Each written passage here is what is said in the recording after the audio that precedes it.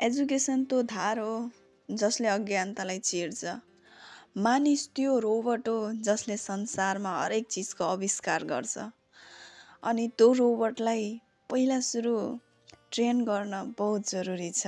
अनि त्यो चिप बनाउन जरुरी छ, जुन चिपले पुरा संसारलाई एजुकेसन दिन्छ। अनि त्यो एजुकेसनले नै फेरि नयाँ रोबोट निर्माण गर्छ। त्यसको लागि सही चिप बनाउनु बहुत जरुरी छ, नत्र यो सारा संसारमा सही एजुकेसन, सही ज्ञानभन्दा नेगेटिभ कुराहरू फैलिन्छ।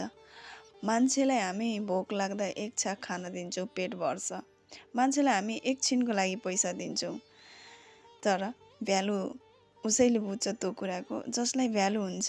त्यही भएर ज्ञान यस्तो हतियार हो जसले मान्छेलाई पुरा जीवन बनाउनको लागि ठुलो मद्दत गर्छ। त्यही भएर एजुकेसन भन्दा ठुलो यो दुनियाँमा केही पनि शक्ति छैन।